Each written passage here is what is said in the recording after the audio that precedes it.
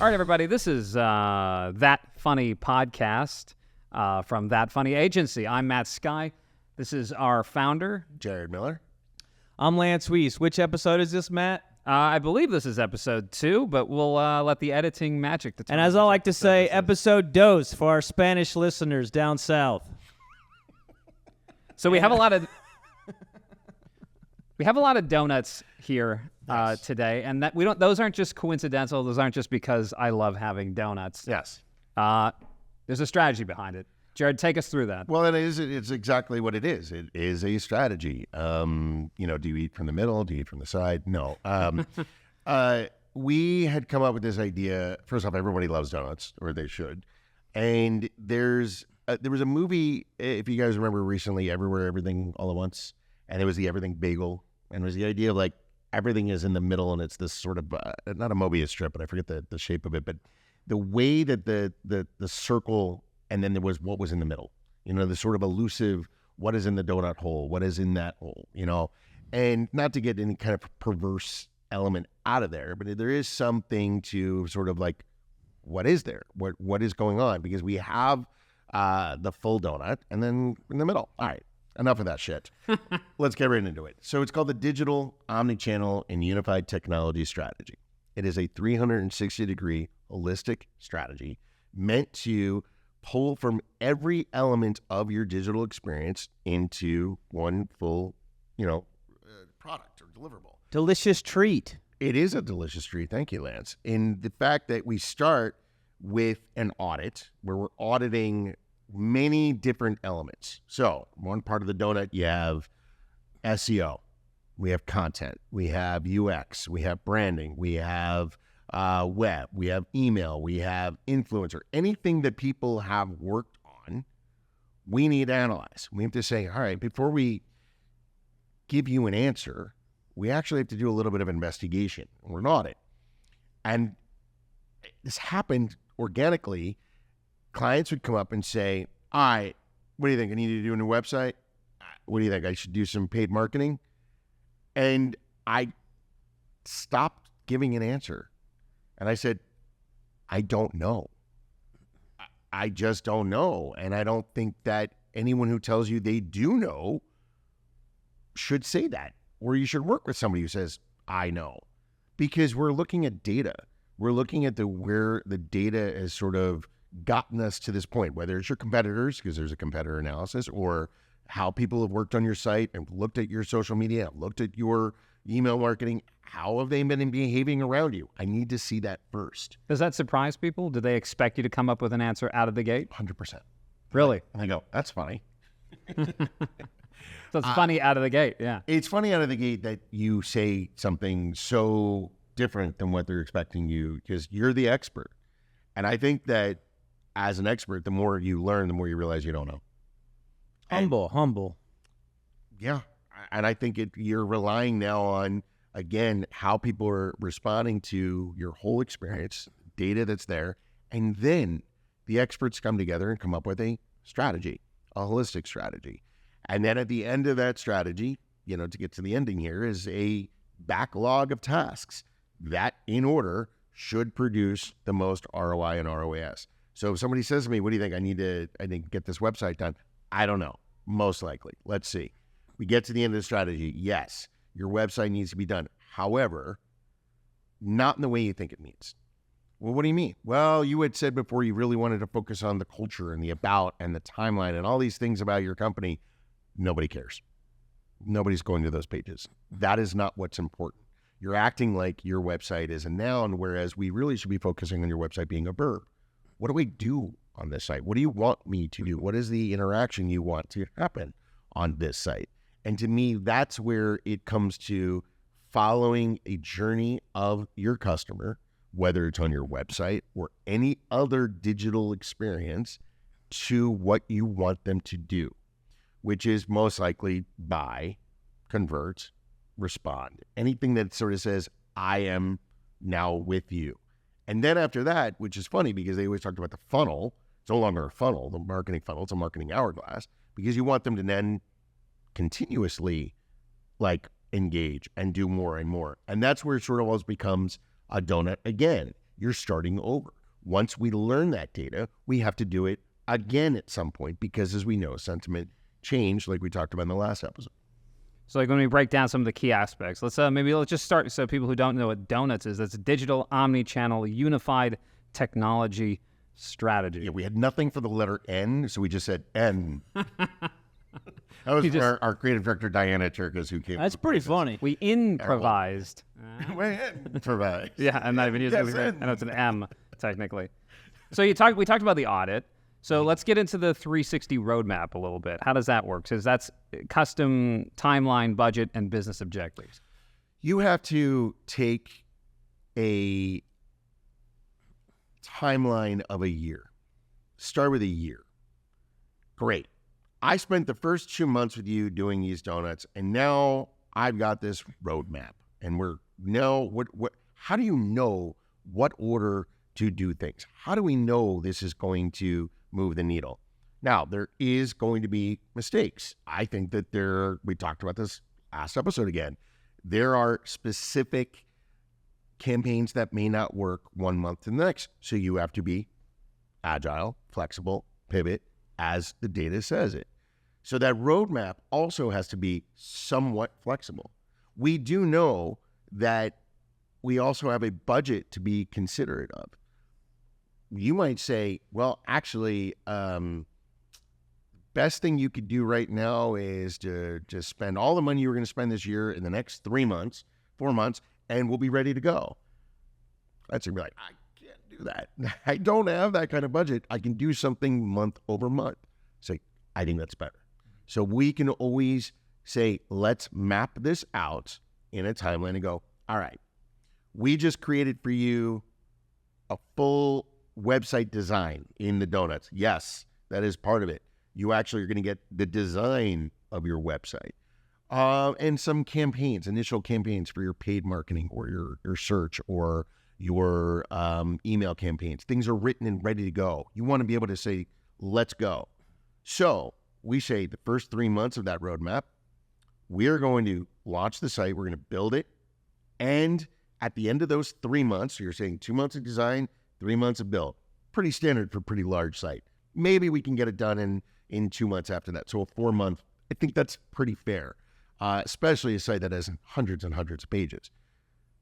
You then launch, but you need to launch acknowledging this new entity, right? We have to acknowledge maybe a new product line or a new business offering or whatever it is.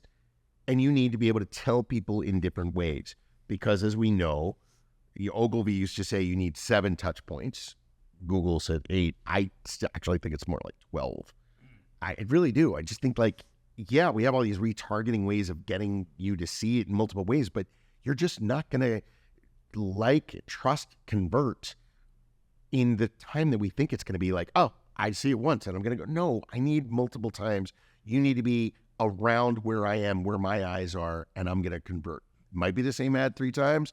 Might be an email that you read 2 or 3 times, but it's still, I think it's going to take up to 12 times for somebody to really become a brand ambassador, to embrace your brand and, employ whatever you want them to do. It's almost like a comedian callback. It's like hammering home a point, right, Lance? Yeah, I'll tell you something about this 360 approach. Really makes me feel 90 degrees downtown. I think that's a euphemism, but I wasn't quite sure. I don't know if we can leave that in. That's what she said. I don't know if we can leave that in. Oh, that's such a great show. Oh, yeah, I missed my gym moment again. Oh my God. You told me on a tip camera. I'll do that again. I'll be like, You can do it right now. With editing, we can do anything. I like the fact that there is a taste. You said it before, this tasty treat. Yeah.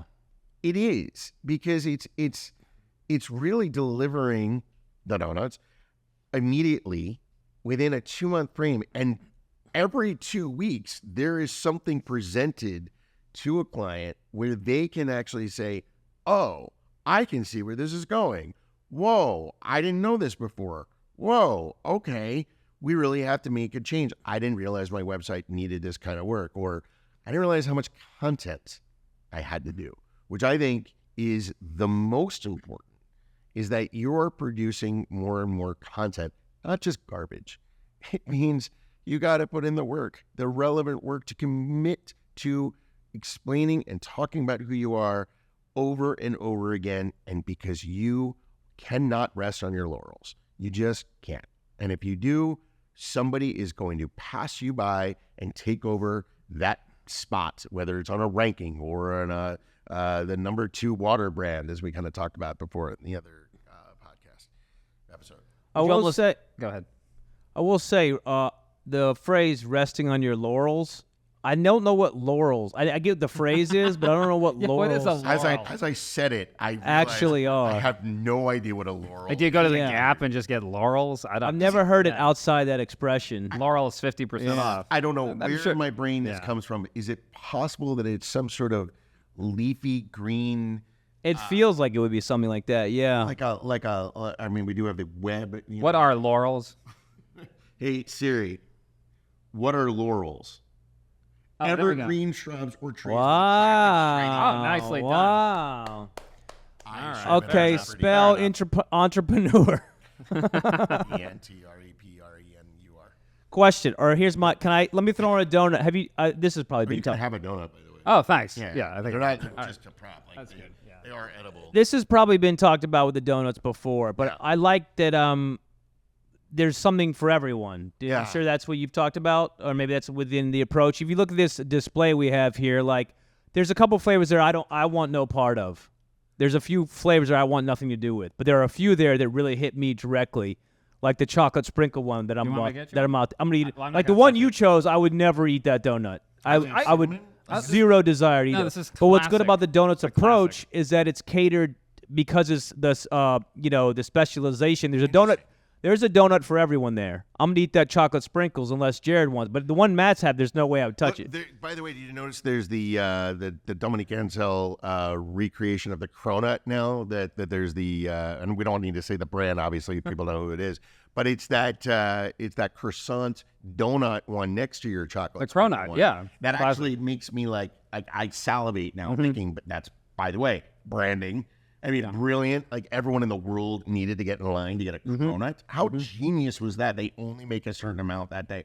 Yeah, I'm not eating that flavor either. But what I like is that I might if no one there's a else does. donut for everyone over there with the donuts approach. Yeah. It will be catered direct. There is something for everyone in this mix. To your point, Yeah. there is the way you can think about it is one donut would be, for example, SEO right? Or SEM, search engine optimization, search engine marketing, local SEO, different flavor. We talked about before UX UI. Now, when we look at a brand, it may not be all of those donuts, not all of those flavors that are absolutely needed. We could do a tech audit on a website and go like, well, we're redoing it anyway. What do we need to look at? Right. It's a piece of shit. It's on Squarespace. Sorry, Squarespace sucks. So does Wix. It's our official Sue me. position. I don't care. Unless they become clients, in which case we... Squarespace is amazing, and it's actually really great for people that just want to create their own little lemonade stand. Yeah. Okay. But no, but how do you determine, let's say a client's coming in, how do we determine, what's our process to determine what they need? Because we do that audit, and then there are so many different directions we can To be honest, we look at everything always, and it's going to happen anyway. Even if it's been done before, we still need to review what's been done. If you're saying, well, we've never done paid advertising, but your competitors have.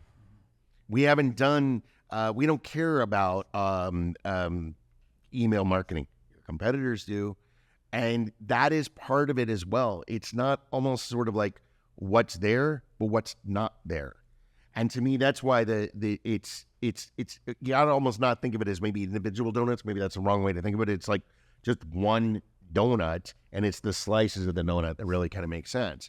I mean, in reality, like our logo, right? So we have Willie, they are a donut, and the idea Nice. is I like yes, that. Yeah, I like that. yeah, you know, it's a they. They is a they. The logo itself, though, and you can look at the next to that funny agency, the circle itself is a donut, but it's also sometimes incomplete, whereas other parts complete it. So also on our team, you may know a lot of things, but you don't know everything, and so someone is there to back you up. That's within there. There's a happy face on the bottom, which is kind of growing smiles from the ground up, really a base layer growing up. And everything, it's also like it's half full. It's not always done. There's continuous improvement, continuous development. The colors, by the way, are actually an homage to Latino culture just in general, like a lot of happiness, a lot of sunshine. My wife was born in Venezuela. I'm particularly fond of Latino culture, and that to me was always sort of like just a joy in the colors that are there, very bright, very vibrant. It's a record, by the way, a record player. It's because it tells story. That's a good point. It's a Target. Someone should sell those edible vinyls. Ooh, that's a great idea. Right? Oh my God, you take Right? Edible vinyls? You take red vines, make them into a red vinyl. Wrong business. Yeah. Well, and then the other part of it is, it's a target, as I was just about to say, that we are sort of targeting that medium. We also know that it's not about how many people see what it is, but I think even more so, are the right people seeing it? So it's very targeted to the persona that we're going after. There's some other fun little tidbits in that logo, but the donuts itself is, I think, encompasses exactly for us as well, in that we also are growing our engagement from the middle. And like what that in the middle is the analytics, the data, the engagement. Are we actually getting results based upon the work? And that is always what we're always going to be trying to focus on, which is that elusive middle. Can you speak to that a little more, the idea of the tech side and how we use technology to help figure out what a client needs, but also how we unify that to what they believe they need and maybe what they really need? Because it's a discovery process, right? We're helping clients uncover what their actual strategy is with them. Analytics is everything. Data is everything. You're talking about sort of, here's what I love about data. It's a human being that says yes, and they click a button and yes, and that creates a +1, right? Oh, it's increased, but you can't forget that there's a human being. There's also a human being that did not say yes. So what is the data around there that did not do that? So there's quantitative that says yes, but then there's the qualitative as well. Hey, maybe I need to interview human beings to find out, like back to focus groups again.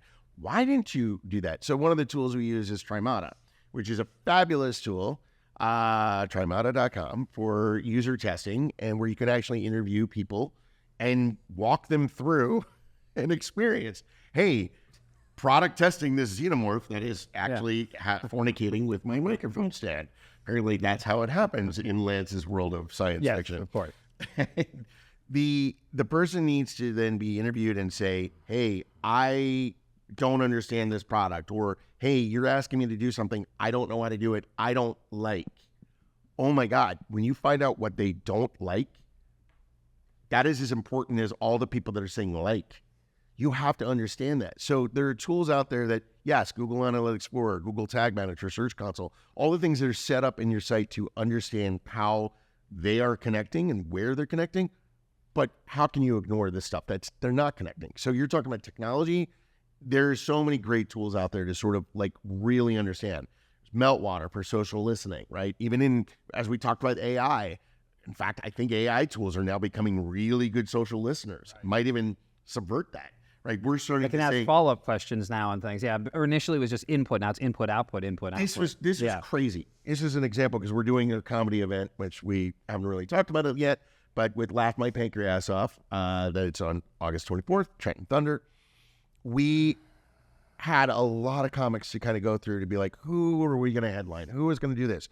One of the things I did was I literally grabbed one of the agents' website links with all their comics, and I said to ChatGPT, which of these comics has the most followers and is the most active on social media? Wow was right, because it absolutely listed who was right. And I was like, okay, that changes the conversation. In the branding, let's say I wanted to say the demographics are Bucks County, Princeton, Trenton area, median, look up, please use demographic statistics that you can get from the census, and now tell me which of these comics is going to have a bigger draw to land people to come in and why. That to me was data that said, now, is that correct? Not sure, but it was a great place to start. It's a helpful tool. Because even with comedy, it's tough because you're talking about draw and numbers versus actually funny, right? Like, it's a hard thing. That kind of thing is tough. It depends what you're trying to go for. But, and that's why the two of you, as the strategists on that, and say, hey, guys, this is what I'm seeing. What do you think? And based upon what you guys knew about these specific comics, because you guys know everybody. And I was like, oh, yeah, that's a great point. Or what it doesn't know, for example, who has a tie to pancreatic cancer, right? I'm very excited that we have, John Ziegler is going to be our host, or, a survivor, and Marla Schultz, who unfortunately, like me, lost loved ones. And these are people that was deeply affected by that disease. That's not listed in that. Only from a human being do we understand that. So again, you talked about the technology, but it's a combination of the technology and the human strategist to really sort of glean the best result. Well, that brings me perfectly into my next sort of point or question. That's what I was thinking, Matt. I don't even know where he's going. What a perfect No, I had transition. questions I have a whole thing I'm doing here, okay? Guys ragging on me for trying to be organized. No, but like experience and expertise matters, and that's the difference. Like we use technology, but we don't lean solely on it. Can you speak to that a little bit? If you were to go to NASA, I don't know why this matters. Just go to NASA? Just go to NASA. They're like, I want to launch a rocket. They're like, what do you mean? Well, you got all the buttons and the consoles. And I'm a Georgian, by the way. I'm from Georgia. I want I'm a rocket peanut tonight. fella. Not a good one, but sure, yeah. I usually play Georgia, in my demographic. It's a decent NASA impression. Anyway. I want to launch a rocket, and you're going to say, well, you can't launch a rocket. It's like, well, you have all the things here for me to do. Why can't I just read the data and just push the buttons in order, reading the manual and do that? No, that's not how it works. You need someone who actually can interpret what is happening and understand all the things that are happening. It's not just because it exists. You have to have, that's why we have our analytics person from Google. Like they had Google experience, right? Our strategist was part of a massive company that sold millions of dollars based upon their strategy. Experience matters. And it's like why you can't just, and there's nothing wrong with outsourcing. I get outsourced to all the time. But to me, you have to really, I think, pay for good people, give them the money they deserve because they're good at what they do. And they have the experience and the expertise that will elevate. It's a sad thing, I think, what's happened in our industry in general is that a lot of the experts and the people with experience have been discarded, have been sort of replaced with, we can just do it because we can look at the consoles and push the buttons. It's like, no, you cannot fly a rocket. Because it's all about understanding the unpredictable, right? When you deploy a campaign, almost like launching a rocket, you're not exactly sure. You estimate as best as you can what's going to happen, but you need that person there to change and adjust because life is not a pre-planned algorithm. Right? Couldn't have said it better myself. I mean, it really is about understanding the nuance, the change, and reading, I guess, the tea leaves. Is that like the laurels? Yeah. I got a good example. Reading the laurel leaves. Maybe not a great example, but if you were to put in like Chat GPT, what's a huge name to get for anything? And it might spit back Matt Lauer. But can we use Matt Lauer for something right now?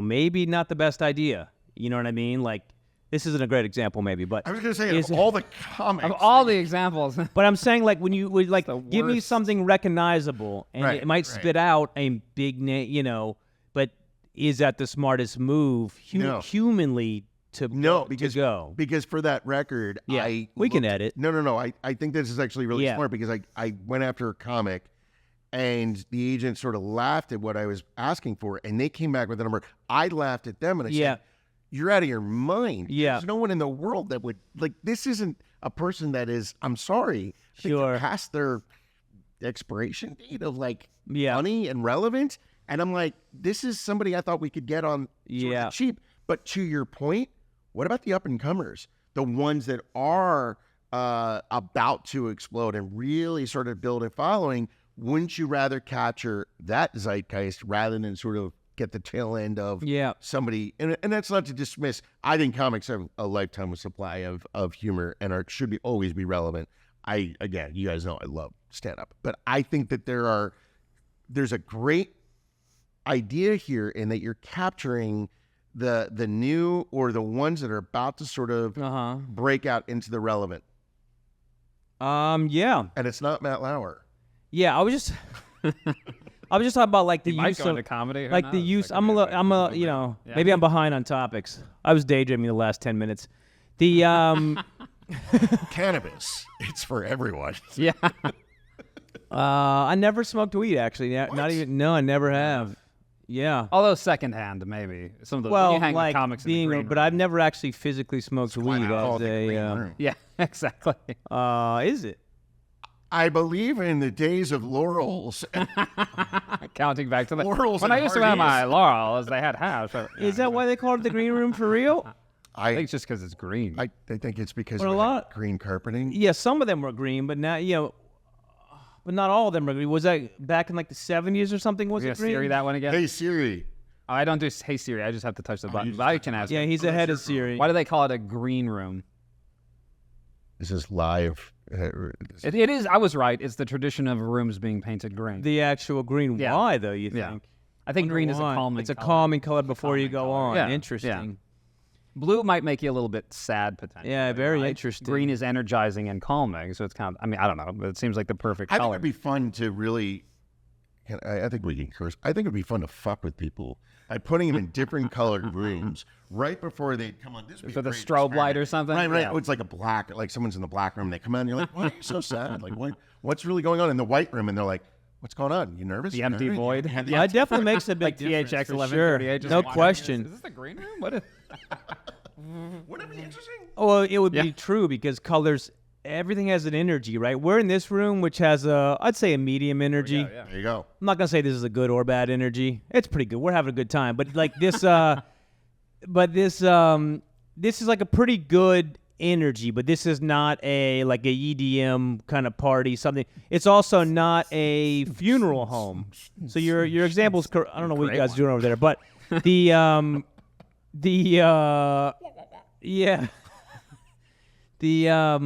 I think your experiment with colors would be interesting. I think. Yeah, anyway, Lance, I want you to look at the poster. I love the poster. The Tell me poster why. is fun. So what is it about it? Like, look at the colors for a second. And you tell me, like, what does it elicit for you? Personally, here's what I like. Well, I've worked with Matt for almost 2 decades, and I know Matt and I love purple in a design. Yeah. Purple, for some reason, is awesome in designs, and we start from the bottom with purple. I also, we can edit whatever, but it's a very inclusive poster. Like these kind of colors are inclusive in our world today, but this is like not overly like. It's an inclusive looking design it's got a positive, upbeat, fun, kind of old school diner with that triangle, sort of the lights and the triangles. Like when you pull up to like an old school diner, it's like we're about to have some fun right now. And it makes me feel that way. It makes me feel like I've entered into. You got the Willie flying there. It's got the city nightlife action. They were open 24/7. Yeah, which is kind of the digital world we live in. And would you say they are happy colors? Yeah, you guys will get your turn in a second to talk about the poster. They are very happy. It's fun. It looks like Vegas, Atlantic City. I'm about to jump in there and I'm about to have a good time. And you take something, in my personal opinion, not as exciting marketing strategy. That's me. And you make it fun. You go, because these are maybe branding. That kind of term is like branding. But I see that, I go, hey, it can be pretty cool. It might be kind of fun to jump in there and do a little. You're picking up on something that a lot of people that I talk to, prospects, clients will say. They'll say, oh, God, I know I have to do marketing. Yeah. It's like, They shouldn't feel they have to. They shouldn't should have want to. to. It should be Right. fun. Actually, this is what's going to make you more money and also really kind of get your brand out there. And it should be looked at as a really fun experience. It should be something you're like, actually, this is the best part about my job. Yeah. And you know, like what it's like, I know you guys have just sort of been like more or less brand new into the company or relatively new, but you see like sort of even just the joy with everybody who's working. It's like, there's like, this is fun. Like, what else can we come up with? Like the writer's room, the yes and this to me is where when you can collaborate with a client, and I think that goes to the sort of the donut strategy is like, we're not working in a vacuum. Then it's not like we're behind the scenes and like, we'll come back to you. And like, it's like, no. The mystery box. The mystery box. Yeah. What are they going to do? What kind of donuts are we going to get? It's just fun. I consider some of these more businessy things like not. I'm just speaking for. We can edit whatever out. I'm just not because I'm not trying to like. I don't like business. I like comedy. So I walk in and when someone goes, oh, we got to get marketing. I'm like, okay, do I have to hear anymore? When I walk in I see this poster. Go, hey, this might be all right. This might be halfway fun. This might be cool because to run any business, which I'm not a business person. These are necessary elements. Marketing, branding, strategy. These are necessary elements. I'm terrible at them, but I see this poster. If I walk to the doors, I go, hey, this might be okay. This might be kind of fun to work on. This might actually be something. And I think that's right. I mean, we're not trying to, put lipstick on a pig, which apparently is more of a modern saying. I think. Yeah, I think so. This is an experience that just has a bad rap, and the other part of it is people have been really taken advantage of in the past. And businesses kind of hate it because they think it's like, oh, God, who needs this? It's the first thing to go if we ever, if there's a downturn in the economy. I'm sorry, it should be the last thing that should go in a downturn of the economy. You will have to actually be smarter with your marketing. Maybe you're not spending in the same places. Maybe you're not putting a lot on paid ads. Maybe you're thinking, you know what? We have to do something more organic. We have to do something that it's not going to cost us a lot of money, but it is going to take some more brain power. But let's not make this a chore. I don't know, bring in groups that can help you, comics who can think outside the box, a funny agency, that funny agency, to do that kind of work with you, not for you, with you, to help make you feel, oh, this isn't a chore, nor should this go. Because I'll tell you, every sales department I've ever talked to will tell you the first thing they're saying, marketing stops, I won't have sales in about 4 to 5 months. Yeah. I've got a hokey phrase, but I think it kind of fits. You're a hokey kind of guy. Well, then it works. I think most people coming from the Georgian. Okay. Most people see marketing and hear marketing and branding, and they think of jargon. That's the first thing we think of. But when you do it right, it's a journey. It's an exploration. It's fun. It's something that you're going to go on. It's something you want to go on. You want to uncover what your brand is. It's not just some words that float around. So it's not something dispensable. It's the least dispensable part because it's your identity. It's your actual identity. Yeah, and I think like brands, we kind of talked about this, I don't remember how many episodes we've done at this point, but we've talked about brands sort of like losing their identity or not knowing their identity, right? And that is incredibly powerful to lean on, right? You have to lean on that in sometimes the lean months, right? Everyone knows a brand that you love. For example, it's a certain cookie.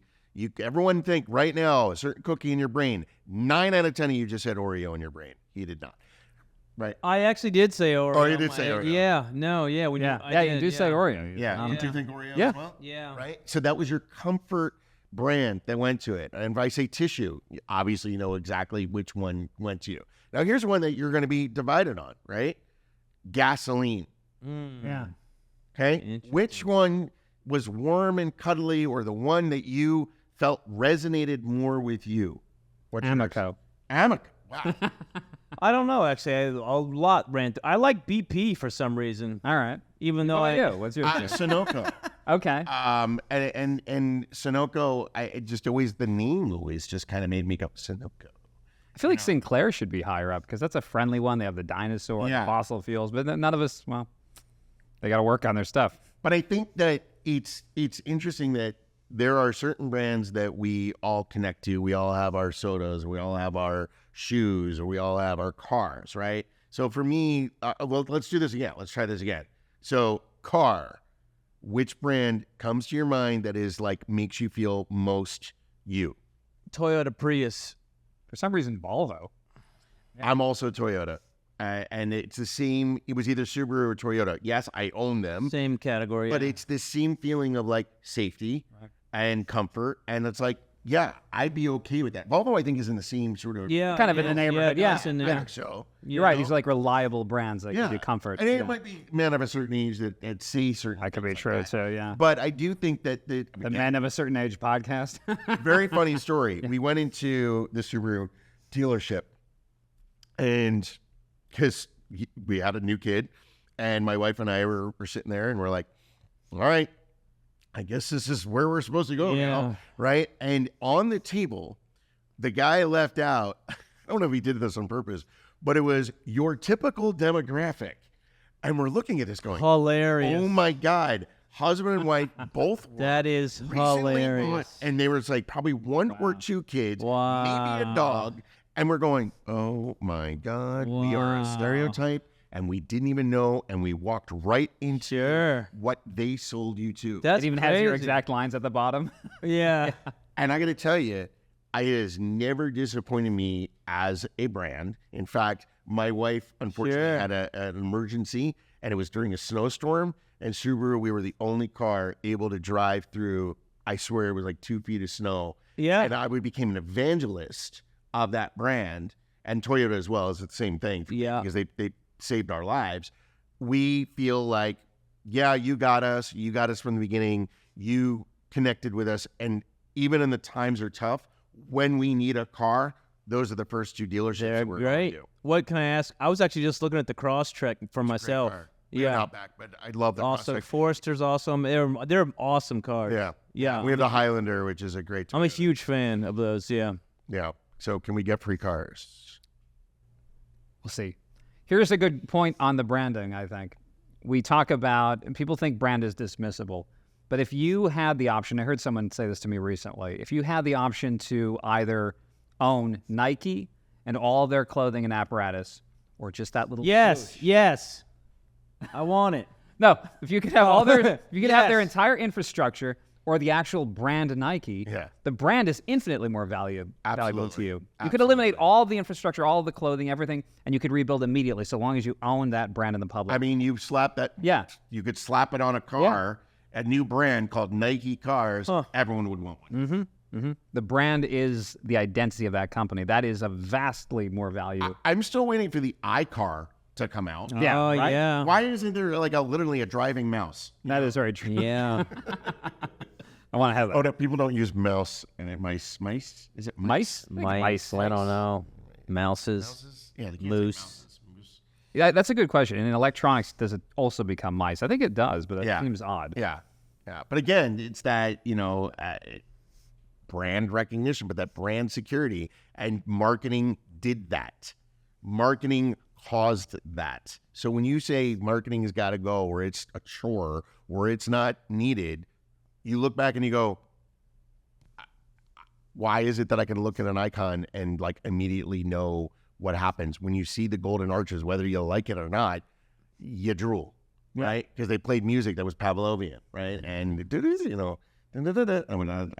even know. Yeah, you have a feeling. You have a feeling and an emotion. Feeling and an emotion tied to a brand. It's a really good point. Yeah. Exactly. Well, with that funny agency with TFA, I want it to be. Well, I mean, this is but it's fun. It's just like if we're gonna do it, let's make it fun. Let's make it human. Let's make it funny. Let's make it connect. I mean, a lot of brands will. But for our brand, or you're saying for even the prospects of the clients' brands? Both. I want to. If I'm coming to TFA and I go, well, what do you guys do? I'm like, let's make it fun. If we're gonna do it, let's make it fun. Why not? Why? If I'm the most serious brand in the world. Yeah. And I look at the TFA logo and I go, not me at all. Yeah. But what they need to then understand is it's not about, that's our brand. Sure. That's not your brand. That's our brand. Our brand is being able to be creative and lively and energetic and something different that is nobody puts talking donuts on a thing. And then you go, look, it's a way of thinking not of what the product is. It's the thinking that goes into it. Yeah. And again, this goes back to, I think, the donut strategy, which is, or donuts, in that we have to take the experts, the experience, in the way that we're agile and flexible and thinking holistically to then challenge each brand to say, what is your next step? Where do you go from here? And it's not everyone having to be hilarious. It's not having to have a mascot. It's about, what are you going to do to connect to your audience next that is going to be remembered as memorable? And a lot of that is creativity. And when we're thinking here, we always try to bring in creatives and think creatively. But Jared, at its foundation, how do we challenge ourselves to always stay creative? How do we maintain that? There's a great book called Herding Tigers. Authors eluding me, you probably look it up. But it's a way of creating an environment that where creatives are low stress, high productivity, where they feel ability to create without fear, right? Being reprimanded, or, their environment is somehow toxic. It's about creating an environment that is always a yes and culture. So it's a no dumb questions thing. Dumb answers only. There's no dumb questions, just dumb answers, dumb responses. I encourage everyone, in whatever company you're working at, if you're in a place where you feel like you cannot speak, you cannot question anything, you are in the wrong place. You are not in a place that really gives you a chance to grow and thrive. In fact, if you're not asking the question, then someone else is. And as a CEO, like as a boss, when somebody asks a question, first off, kudos to you. Yeah. You're brave. Thank you for speaking up. I bet you 10 other people in the room or in this call also had the same question. And maybe I'm not thinking of something straight. Maybe creatively, I don't know all the answers, And that's I think the most humbling part about, even in the position that I'm in. I have to remember I was always that kid asking the question and didn't know. And it just, to me, you got to be in the room where, one, you're not the smartest person in the room. You're in the wrong room if you're the smartest person in the room. So I surround myself with smarter people than me, except for... I also have a question. Did you think that Pocket Square was a wise choice? I used to work at Saks Fifth Avenue, and I sold women's designer shoes. And interesting. I know. Wow, that's a unique background. Yeah, and I thought I would be terrible at it, but there's really not much to learn about shoes. You just have to know about people. Right. And if you know people and you're like, what do they like? What do they not like? Fits. You have to ask them questions that really make sense. They talk about sort of like the amateur in Sandler sales training. They talk about the amateur is actually much better than sometimes the person that knows, because sometimes when you know, you become a really obsolete to the actual moment with the client. So I'd be like, I don't know. Does it look good? Does it feel good? Do you like this? Let's just go find a couple other ones. They just will buy anything from you because you're caring. You actually are just discovering with them. While I was there, I picked up some really fun habits, which is buying as many different colored pocket squares and ties that I could possibly get. Oh boy, did I love that discount. So when we make your donuts, let's talk about long-term strategic planning, and then let's talk about our all hands on deck approach if we can. Yeah, long-term strategic planning for me is don't rest on your you-know-whats. That every few months we've got to just kind of look again, keep looking again, and you're building upon what you've done. Do I think you need to keep doing every audit every year and like that? Somewhat, but not to the extent that we do in the beginning. So you're strategically finding times to then reevaluate where you are. Does the strategy continue to hold water? Where do we need to pivot? And continue upon that. You can never think this is done. It's continuous improvement, continuous development, just like software. Every time you update an app, you think that they're resting. They're constantly changing. They're constantly listening to user feedback. They're constantly reevaluating where they are. You're not you get out of the business if you think that I can just set the product and be done. It's never going to be like that again, ever. You don't just make something and be done. There's always new versions. There's always new ways to think of things. If you sit and rest, someone will surpass you and you'll be gone. Yeah, it's not a painting. It's not No. a one-time creation. No. It's development. It's always new iterations. Always iterations. And I think the final point of just sort of the all hands on deck, that's exactly what it is with us. We have experts in every field, and everyone is engaged on your brand at our team to make sure that they're actually looking at what we've talked about and contributing to the overall product that we say, here's your strategy, here's your backlog of tasks, here's your roadmap. And they say, and we go, did everyone contribute? Did everyone understand their point of view? Was it brought in? Did we think about it? Why? Because there has to be someone who's looking out for every element of your brand. It cannot just be, let's just look at your social media. Well, Yeah, and when you've got a lot of hands, you've got a lot of different hands. You got big hands for big, strong things that need to be done, and you have little tiny hands for delicate, very minutiae, detailed tasks as well. So you're saying it's almost the xenomorph of Right. Actually, yes. yeah, the little Actually, hands, yeah. the big hands. Yeah, this is a good. that is the Yeah. scariest, by the way. I think this is probably where we need to end this podcast. But can we just talk about the hands where they're strategically placed on put it- this xenomorph? It's Let's see. literally his boobs. There's some on the back, too. Or it's a female, right? It's a Right. female. Yeah. So that makes more sense. Oh, there's hands on the yes. back? Oh, this is just a creepy. You just got to love the gender of the aliens. No, thank you guys. I really appreciate it. Yeah. But something that I want to say, and I want to give credit to you, Jared, on this, is that we're always involved at every level on projects. It's not like you have us operating in silos where we're unsure. I think, Lance, you can say this. We've done projects where we're just kind of left in the dark, but at TFA, we're always engaged. We know, even if it's not our expertise, we know why things are happening. We're aware. So we have a cohesive vision when we build. There's a reason why I like to add a lot of people to each of the Slack channels too, because even if you're not contributing, you're seeing what's happening and you're understanding it without being lost when you're brought to the table. Yeah. You're ready to go.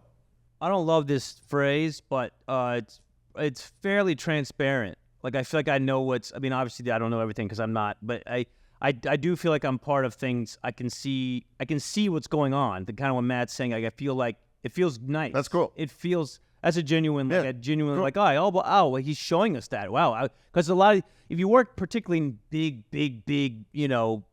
corporate whatever, like, you don't know half the time who's even on your team, or like they're like, oh yeah, talk to Sud. You're like, I don't even know where that doc is or who is in. But here, I actually feel like, oh wow, I see that person. It does feel like you're actually in it. Which And it lets us create better work because Yeah. we know, the end goal, and we also understand the contributions of others, and we understand where we're headed as a team, not just as an individual working on only one task. Even if it is one task, we at least see it in the broader picture.